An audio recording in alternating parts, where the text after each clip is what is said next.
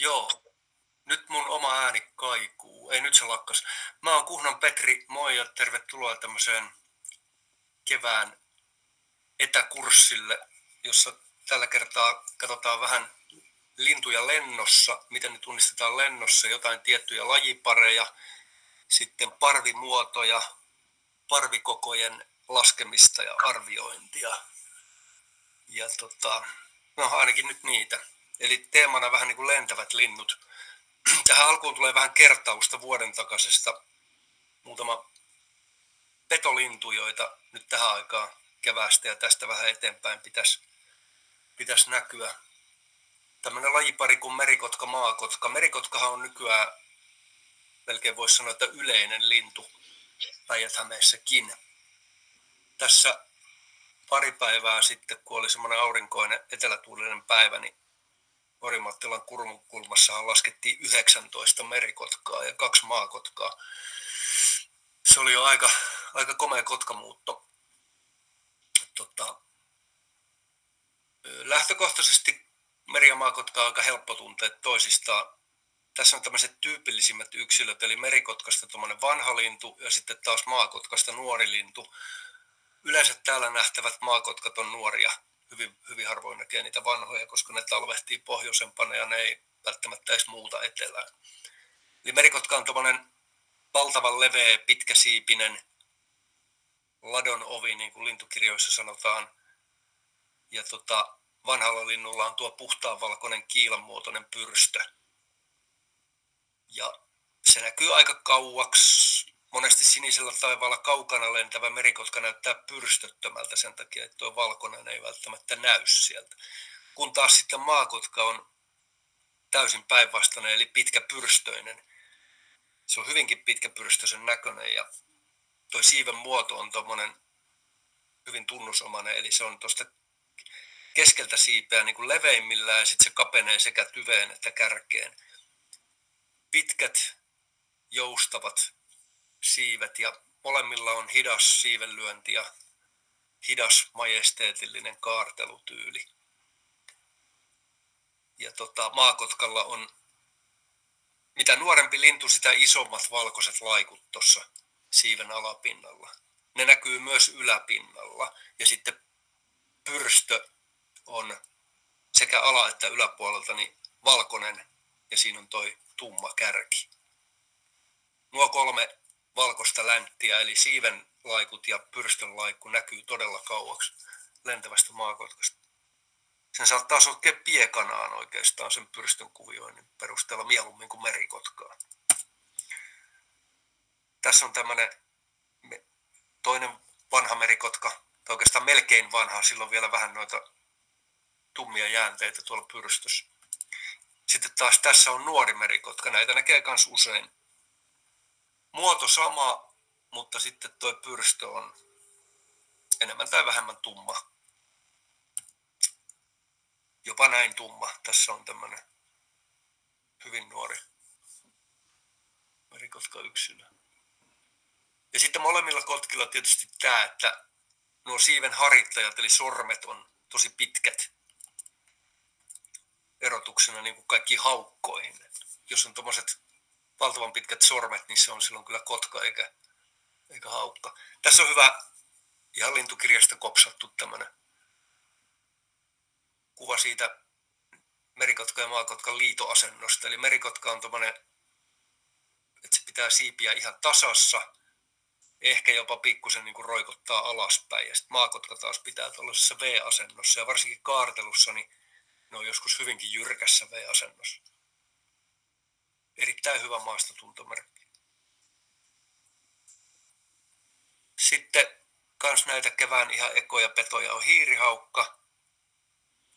Ihan jo kokonsa puolesta erottuu kotkista, mutta tietysti aina ei ole vertailukohdetta, niin koon määritteleminen ei ole aina ihan helppoa. Kaartelu ja siivenlyönti on semmoista paljon ripeämpää kuin kotkilla. Ja sitten toi kuviointi, eli vatsa, siiven aluset ja pyrstö on raidallisia. Noilla 2 maakotkalla ei koskaan ole mitään raitakuvioita missään päin kehoa. Ja sitten hiirihaukalla on aina tuommoinen enemmän tai vähemmän selkeä rintavyö. Eli toi rinta ja pää on niin eri värinen kuin vatsa. Ja sitten lähilaji piekana, joka on aika lailla samannäköinen muuten kuin hiirihaukka, pikkusen isompi ja sitten yleensä aina vaalea ja vatsa on tumma. Ja tuossa siiven taipeessa tuommoiset niin sanotut karpaalilaikut on huomattavasti selkeämmät kuin hiirihaukalla. Ja sitten toi pyrstö on valkoinen sekä ylä- että alapuolelta ja kärki on tumma. Tuo on sen paras tuntomerkki hiirihaukkaan verrattuna. Näkyy tosi kauaksi valkoinen yläperä. Tai se ei itse asiassa ole yläperä, vaan se on niin kuin pyrstö. Pyrstö yläpuoli on valkoinen mustalla kärjellä. Sitten on kana- ja varpushaukka pari. Tässä on koiras varpushaukka, joka on tuommoinen niin kuin punertavan oranssi alapuolelta ja sinertävä yläpuolelta. Hyvin pieni haukka. Ja sitten on taas kanahaukka esimerkkinä tässä nuori yksilö, jolla on pitkittäisviirunen toi vatsapuoli. Vanhalla kanahaukalla on poikittaisviirunen ja sitten varpushaukalla on myös joka puvussa tämmöinen niin kuin poikittaisviirunen. Eli jos on pitkittäisviirut, niin se on silloin aina kanahaukka. Ja koiras kanahaukka ja naaras varpushaukka on joskus yllättävän vaikea tuntea toisistaan, koska ne on melkein samankokoisia. Tässä on tämmöinen kaavakuva karkeasti siitä tärkeimmistä eroista. Eli kanahaukka on tuollainen pitkäpäinen, hyvin rintava, vatsakas, roteva. Varpushaukkaa taas on tuollainen pienipäinen, lyhytsiipinen ja pienempi ja lyhyempi ja sirompi. Toi muotohomma pätee myös molempiin sukupuoliin. Eli silloin kun on kyseessä tosiaan se koiras kanahaukka tai naaras varpushaukka, jotka on melkein samankokoisia, niin silloin tämä muotoseikka on aika hyvä tuntomerkki. Ei ole aina helppo, yleensä on. Sitten otetaan nämä kyyhkyt tälleen pikaisesti. Nämä on nyt kaikki saapunut Suomeen. No puluhan nyt on tietysti aina, mutta lennossa kun näkee kyyhkyjä, niin kannattaa kiinnittää huomiota näihin seikkoihin. Eli pululla on melkein aina valkoinen yläperä. Tossakin näkyy tuo laikku.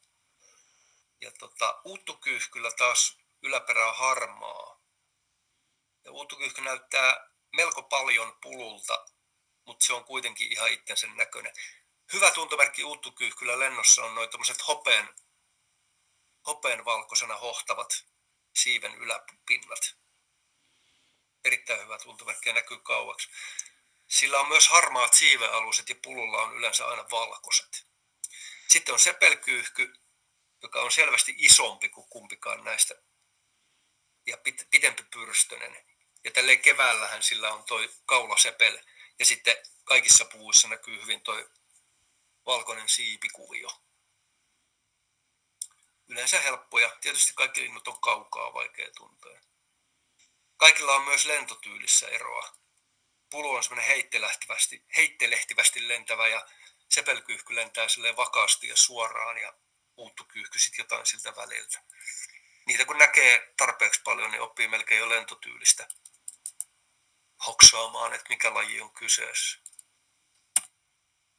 Sitten vähän hanhia, koska ne on nykyään aika pääosissa tuolla keväisillä pelloilla, kuten myös syksyisillä.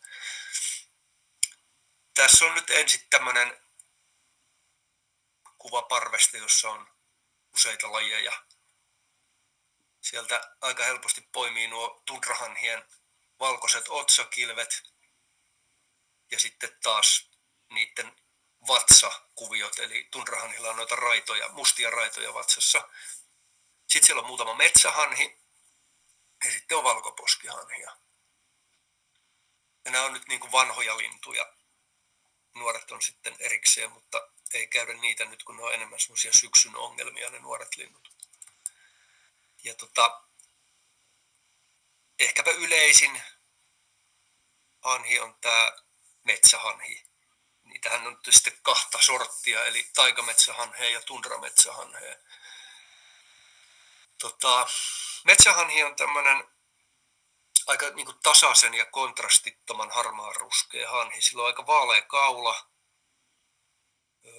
tuommoiset siiven yläpinta on tuommoinen ruskean harmaa, käsisulot tummat. Pää on pikkusen kaulaa tummemman ruskea ja nokassa ei ole mitään valkoisia kuviointeja. Tässä ei näy kuvassa sitä, mutta valkoisessa pyrstössä on semmoinen leveä musta poikkivyö. Metsähanhi on ehkä näistä harmahanhista kaikkein semmoinen kontrastittomin hanhi. Ja sitten taas tundrahanhi on hyvinkin kontrastikas, varsinkin nämä vanhat linnut, kun niillä on toi musta vatsakuviointi. Joillakin on tosi paljon tätä raidotusta ja joillakin on vähemmän, mutta yleensä kuitenkin jonkun verran. Se on vähän sellainen ikäkysymyskin, että 2KV-linnuilla on vähemmän kuin sitä vanhemmilla. Ja sitten toi valkoinen otsakilpi, joka ei tundrahanhen lisäksi ole muilla kuin kiljuhanhella, joka onkin sitten taas suurharvinaisuus. Pyrstön kuviointi on samanlainen kuin metsähanhella, eli valkoisessa pyrstössä on leveä musta kärkivyö. Sitten on merihanhi, nykyään aika yleinen jo Päijät-Hämeessäkin. Se on isokokoinen, selvästi harmaa, ja sen paras tuntomerkki on, joka näkyy tosi kauaksi. Tässäkin kuvassa, varsinkin täällä oikeanpuolimmaisessa linnussa, niin hohtavan hopean harmaa toi siiven etureuna. Ja pikkusen tuosta pystyy havaitsemaan myös pyrstön väriä, eli sillä on paljon vähemmän mustaa siellä pyrstössä kuin metsä- ja tundrahanhella. Ja sitten tosiaan niin se on iso kokoinen ja sillä on suuri vaaleanpunainen yksivärinen nokka. Sitten vielä tämä harvinaisin näistä harmaahanhista, kiljuhanhea lukuun ottamatta, on lyhytnokkahanhi, joka koko ajan runsastuu ja sehän on nykyään ihan joka vuotinen Päijät-Hämeenkin pelloilla. Hyvin paljon metsähanhen näköinen, mutta etenkin lennossa hyvä tuntomerkki on samanlainen hohtavan hopeaharmaan siiven etureuna kuin merihanhella. Eli joskus jopa näin selvä kuin tässä tällä oikeanpuolimmaisella linnulla. Tässä on suorassa auringonpaisteessa myötävaloon kuvattu, niin se ei nyt niin loista tässä kuin jossain tietyssä valossa. Ja sitten toinen hyvä tuntomerkki lyhytnokkahanhella on pyrstö. Eli sillä on huomattavasti enemmän valkoista pyrstössä kuin metsähanhella, johon sen kaikkein helpoiten sotkee. Eli paljon valkoista pyrstössä ja hopeaharmaa siiven etureuna on hyvä lyhytnokkahanhen tuntomerkki. Sitten se on pikkusen pienempi ja lyhytkaulaisempi kuin metsä- ja tundrahanhi. Ja sitten kun pääsee näkemään näin läheltä kuin tässä, niin sillähän on vaaleanpunaiset jalat ja vaaleanpunainen laikku nokassa. Metsähanhella ne on molemmat on oransseja. Mutta sitten toi ei ole mikään kauhean helppo tuntomerkki välttämättä. Se on vähän valosta kiinni ja tietysti etäisyydestä. Joskus tuon vaaleanpunaisen värin huomaaminen kauempaa ja isosta parvesta, se on yllättävän vaikeaa. Ja vähän semmoinen valokysymys myös. Ja tässä kuvassa, kun on hyvä valo, niin tuo vaaleanpunainen sävyhän on ihan selvä. Joo. Ja hanhet kuuluu näihin muodostelmalentäjiin, eli ne lentää jonoissa ja auroissa. Jotkut tietyt linnut lentää näin, eli hanhet, kurjet, joutsenet, merimetsot ja lokit. Joskus tulee näitä kevään ensimmäisiä kurkiauroja maaliskuun alussa ja nehän saattaa joskus olla lokkeja. Ne saattaa vastavalossa joskus näyttää tummilta ja sitten kun ne lentää aurassa.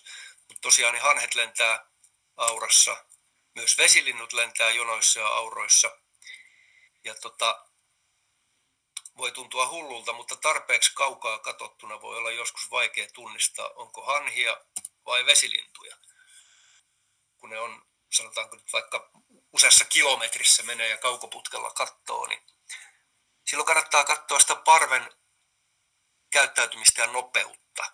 Vesilintuparvi liikkuu huomattavasti nopeammin eteenpäin. Ja sitten jos pikkusen pääsee näkemään siitä parvesta sitä siivenlyönnin tiheyttä, niin vesilintujen siivenlyönnin tiheys on huomattavasti nopeampi. Ja sitten se parvi elää paljon nopeammalla tahdilla kuin hanhiparvi.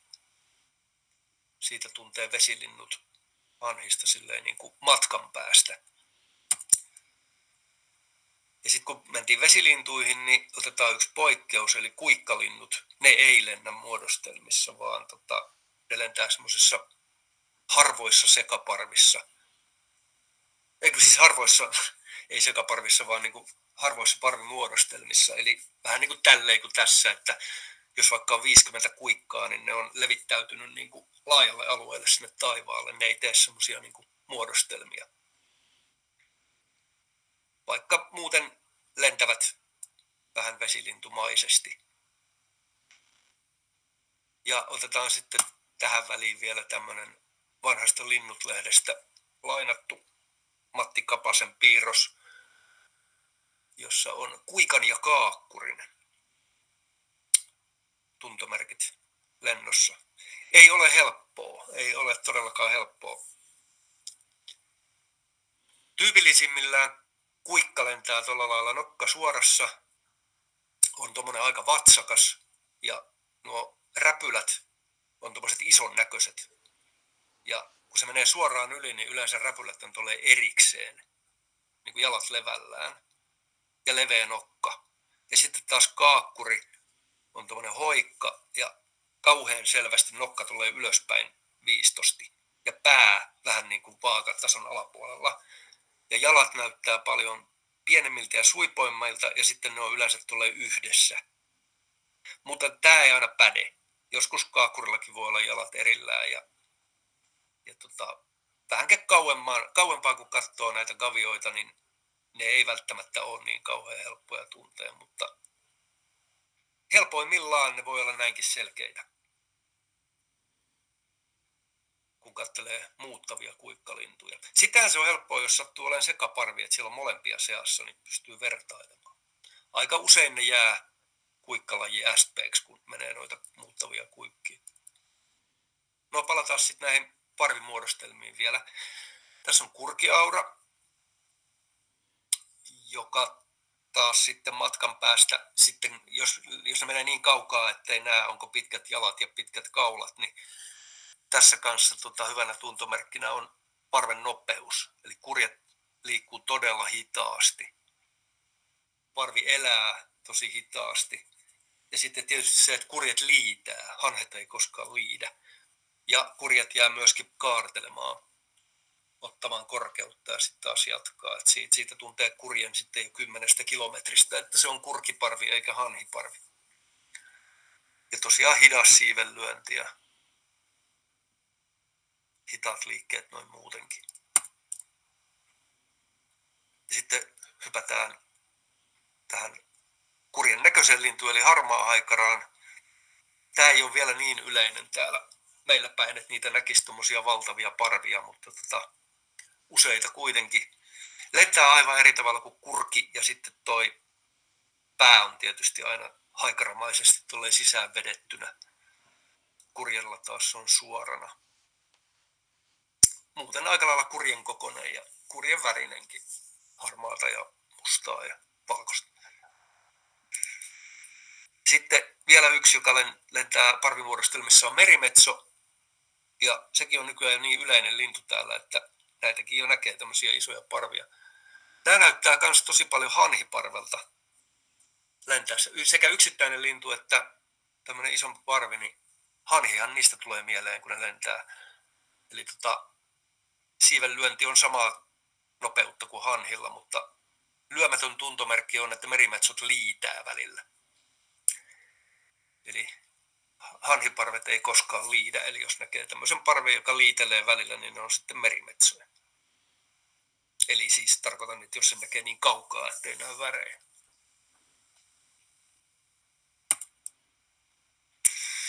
Sitten toisenlaisia parvimuotoja, kottaraisia. Kottaraiset tekee tämmöisiä tiiviitä tiiviitä palloparvia. Ei nyt tietysti aina palloja on, mutta kuitenkin tämmöisiä tiiviinmuotoisia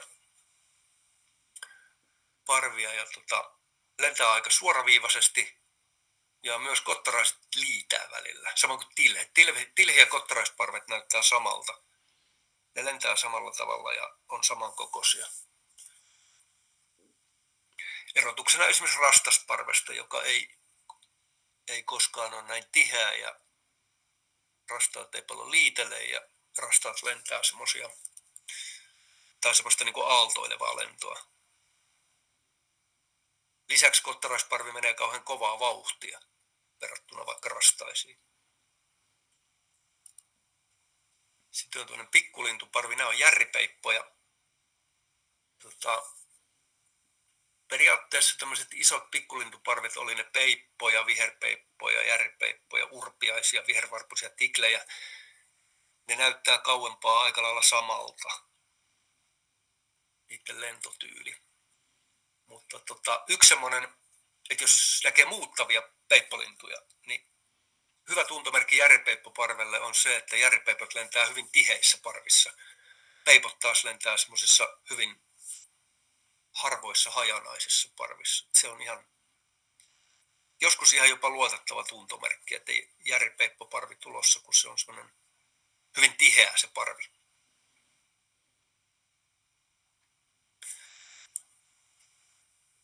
Sitten taas peippo ja järripeippo on samankokoisia ja ne on pikkusen isompia sitten kuin taas esimerkiksi urpiaiset ja vihervarpuset,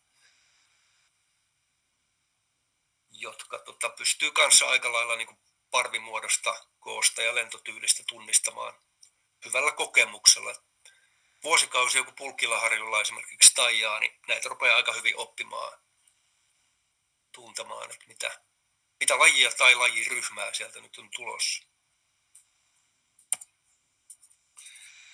Sitten hyvin ajankohtainen lintu eli kiuru. Kiurut taas lentää tämmöisissä tosi harvoissa parvissa.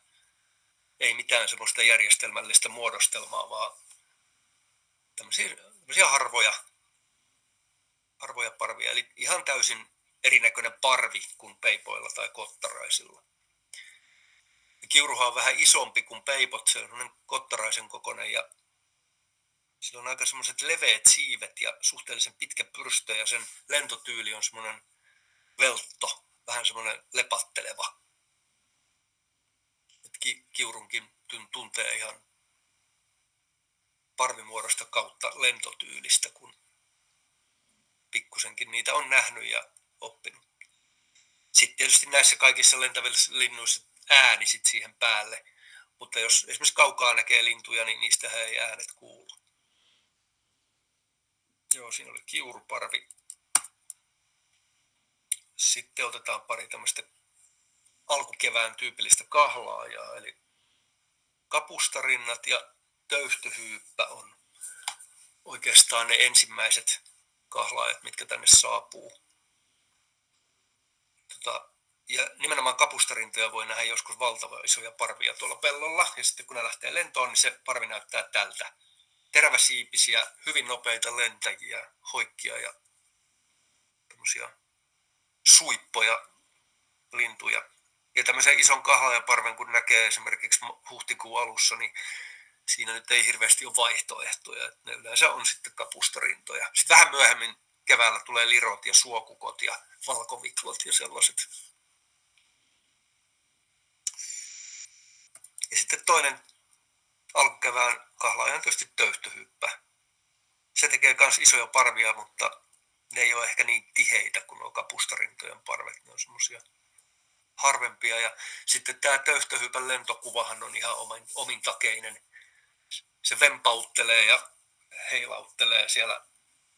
Lentää aivan eri tavalla kuin tämmöinen sulavalinjainen kapustarinta, joka vetää suoraan 80 tuolla taivaalla, niin tämä taas on semmoinen letkuttelija. Ja siiven muoto on tämmöinen pyöreä. Englanniksi nämä on lapwingejä. Ja sitten tietysti tämä väritys, joka näkyy aika kauaksi, se on alta valkoinen ja päältä tumma. Ja sitten kun oikein läheltä kun näkee töyhtöhyypän, niin siinähän on hirveästi kaikkia hienoja metallihohtoisia sävyjä. Ja sitten se töyhtö tietysti läheltä katsottuna. Mutta tässä nyt, jos katsotaan näitä ihan parvimuotoja ja kokoja, niin iso on ero. Sitten vähän voisi katsoa näitä niin kuin määrien arviointia. Jos näkee vaikka nyt tämmöisen kottaraisparven, niin tästä on aika paha lähteä niin kuin sanomaan, että paljonko tässä on.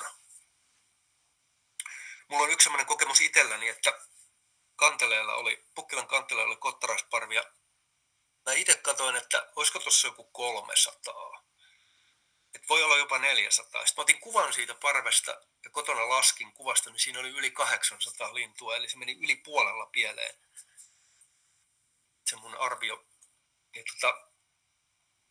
se ei ole helppoa. Siis maastossa lukumäärän, jotkut on siinä hyviä, jotkut on huonoja. Jotkut arvioi ali, jotkut yli. Jotkut osaa aika hyvin sitten. Tässä varmaan toi kokemus ratkaisee aika paljon. Mutta yksi, mitä mä itse käytän, niin jos on kamera, niin ottaa parvesta kuvan, niin sitten kotona pistää sen ruudulle. Ja sitten jos on kuvankäsittelyohjelma tai mikä vaan, niin mä oon käyttänyt tällaista silloin, kun mä haluan ihan tarkan luvun, että mä otan ihan kynätyökalun ja rupean laskemaan 100.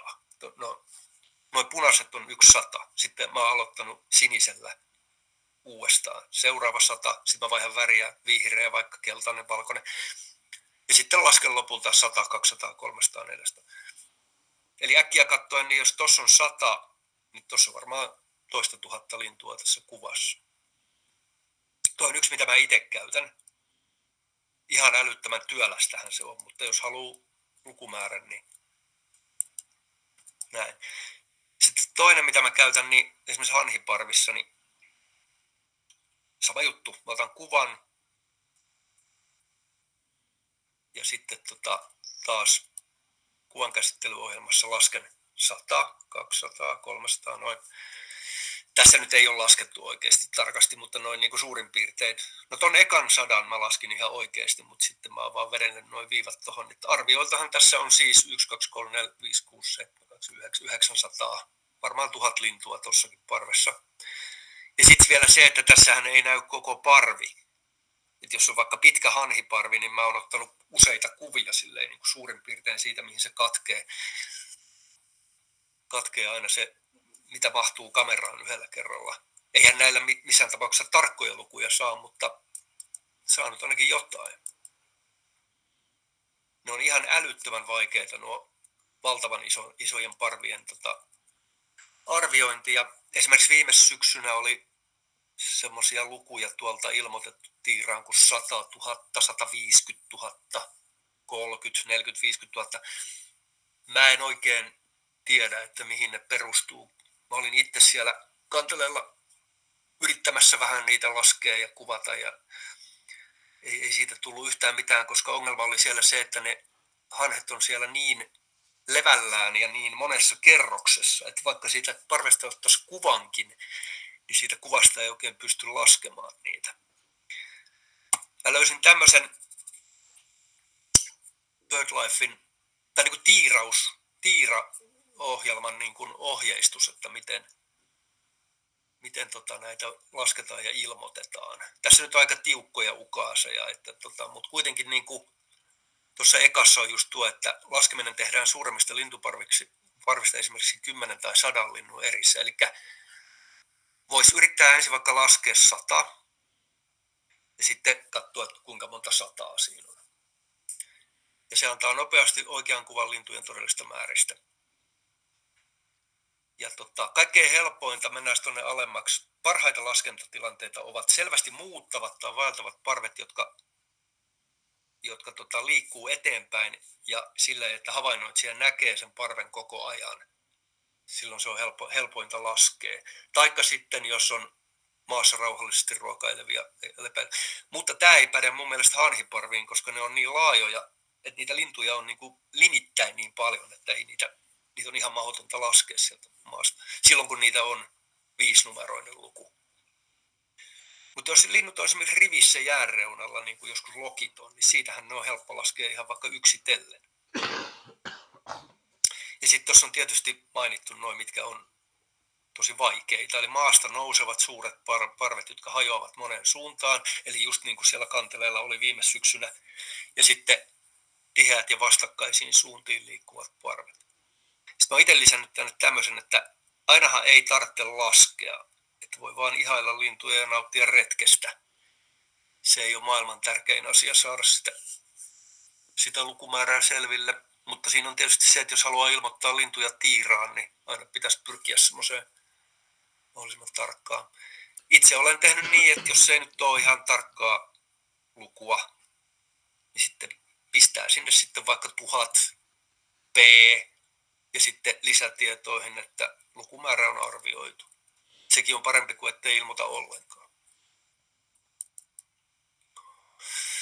Joo. Eli sitten kun hässäkkä on tätä luokkaa, niin kuin viime syksynä oli Kärkölässä, niin tässä on niin kuin ehkä 10% tai 20% siitä parvesta, mikä nousi pellolta, niin onhan se nyt ihan täysin mahdotonta saada tarkkaa lukua näistä. Joskus olisi kyllä kiva tietää, että kuinka paljon niitä ihan oikeasti on syksyisin tuolla pelloilla. Jotenkin musta tuntuu, että se 200 000 on jo vähän niin kuin yliampuvaa, mutta 50 000 on taas sitten varmaan liian vähän. Joo. Sitten tämmöisen kaavakuvan piirsin ihan omin pikku kätösin hiirellä. Eli tämmöiset tavallisimmat pikkulintujen lentotyylit, mistä pääsee jo hyvin pitkälle määrityksessä. Eli kottarainen tiilhi lentää niin kuin melko lailla suoraviivaisesti. Ei nyt tietysti ihan täysin, että nekin välillä liitelee ja silleen, mutta kuitenkin aika suoraviivainen lento. Ja kottarainen tiilhi tosiaan näyttää ihan samalta silloin, kun näkee kaukaa eikä näe värejä. Peipot lentää tuommoista pitkää aaltoilevaa lentoa. Ja sitten vähän pienemmät urpiainen ja vihervarpunen, tikli, hemppo, tällaiset lentää vähän niin kuin samanlaista tuommoista aaltoilevaa lentoa, mutta se on vähän tuosta levottomampaa, että se ei ole niin kaunista aaltoa. Niittykirvinen on helppo tuntea lentotyylistä. Se niin kuin hyppelee tavallaan eteenpäin. Ja periaatteessa samalla lailla lentää myös pajusirkku. Niittykirvinen pajusirkku lentää muuttolennossa melko lailla samalla lailla. Ja yleensä sitten myös ääni paljastaa, mutta että jos ei ääntä kuulu. Tikat lentää tuommoista hyvin syvää, tasasta aaltoa. Ne vetää siivet suppuun aina tuossa aallon pohjassa ja sitten kun ne on noussut tuonne ylös, niin sitten ne lepattaa ja taas. Tikka on helppo tuntea tikaksi silloin, kun se on lennossa. Joo. Sitten tähän loppuu vielä tämmöinen yksi yksityiskohta, joka on mun mielestä välillä ihan todellinen. Eli kun kurkia lentää oikein kirkkaassa auringonpaisteessa keväällä, niin ne saattaa näyttää todella valkoisilta. Varsinkin tämä oikean puolen mennä tässä, niin välähtää tosi valkoisena, kun ne kaartelee tuolla kaukana. Ja sitten jos on vielä vähän lämpöväreilyä, niin hyvin helposti tulee mieleen, että sielläkö nyt menee kattohaikara. Näiden kanssa saa olla joskus tarkkana, ettei innostu liikaa. Sitten kun taas oikeasti näkee kattohaikaran, niin kyllä sen sitten tuntee. Eli se on ihan puhtaan valkoinen ja kuten huomaatte, niin toi mustan määrä siipisulissa ja varsinkin tuolla kyynärsiivessä on ihan erilainen. Eli kattohaikaralla se on koko matkalta tämmöinen leveä toi musta ja sitten toi valkoinen on ihan puhtaan valkoista. Ja sitten toi nokkavärkki on tommonen iso ja punainen. Joo. Tämmöisiä tällä kertaa. Heräskö kellekään mitään ahistuksia tai kysymyksiä?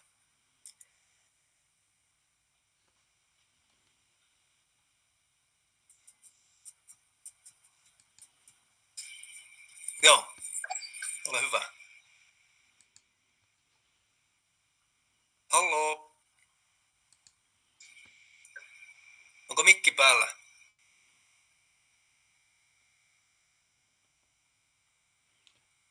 Joku sieltä nosti käden, mutta... Enna nosti käden.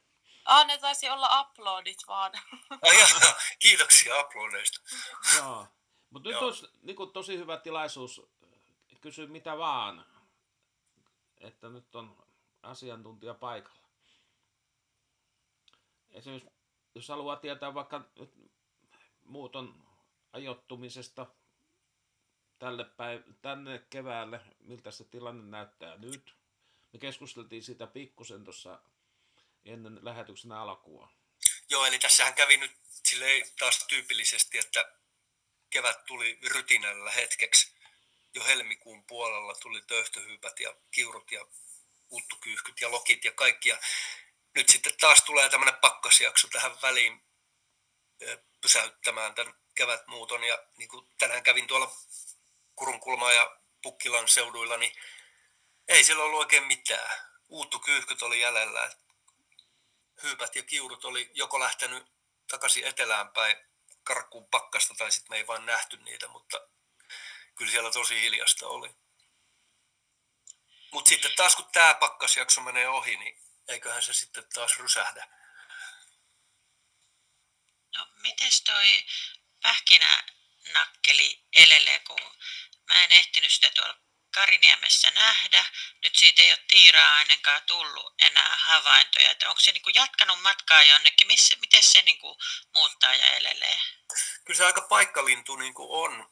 Mä oon myös huomannut, että sitä ei ole nyt nähty muutamaan päivään. Mä vähän luulen, että tälleen kun kevät tulee, niin ne vähän laajentaa sitä liikkuma-aluettaan. Että mulla on vähän semmoinen haju siitä, se oli pariskunta varmaan tämä, mikä siellä talvehti, niin ne varmaan pesi jossain lahessa. Joko siinä Kariniemessä tai sitten jossain niissä Mukkulan metsissä. Että kyllä sehän on myös semmoinen laji, mikä yleistyy koko ajan Suomessa, mutta en osaa nyt ihan suoralta kädeltä sanoa, että missä ne kyseiset linnut just nyt on. Sitten tietysti sekin, että mitä pitemmälle kevät menee ja näin, niin ne vähemmän tarvii ihmisten antamaan ruokintaa, ne rupeaa löytämään luonnosta ruokaa, niin niitä ne ei ehkä tarvii nyt koko ajan käydä niillä ruokinnoilla. Alkaa löytyä luonnostakin syötävää. Ok, kiitos.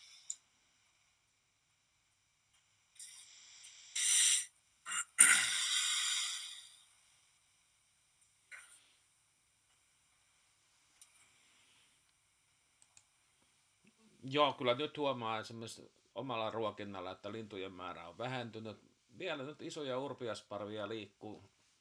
Kaikkein paras linturuoka menekki on metsäkaurille, menee mukavasti joka yö. Ne käy nuolemassa lautaan. Okei. Jotain jää. Jep. Mä vähän luulen, että nyt jos se nyt, mä en ole nyt ihan katsonut, eikö se nyt mene taas pakkaselle moneksi päiväksi toi keli, niin kyllä ne varmaan taas nyt sitten palaa ruokinnoille. Joo. Mitä useamman päivän se pakkanen jatkuu, että jos Eevakin haluaa nähdä se nakkelin, niin kannattaa varmaan käydä siellä Kariniemessä edelleen kuitenkin. Joo, eihän kannata ruokintaa vielä lopettaa. Ei kannata. Ei. Ja nämä on nyt tämmöisiä niin ihan kokemuksesta, että ne kyllä tietää ihan tarkkaan kaikki ruokapaikat. Ne on talven aikana ne oppinut, missä nyt sitten aina milloinkin on. Niin mullakin on tämmöinen järripeippo täällä pyörinyt. Saattaa olla 2 viikkoa kateessa, sitten se taas tulee tuohon syömään. Että se on näillä monta muutakin ruokkia kuin minä. Juu, se on näin just. Mutta kun sitä katsoo siitä oman pihan näkökulmasta, niin sitten luulee, että se on muka kadonnut. Joo, kyllä linnut on viksuja ja niillä on hyvä muisti ja ne on älykkäitä.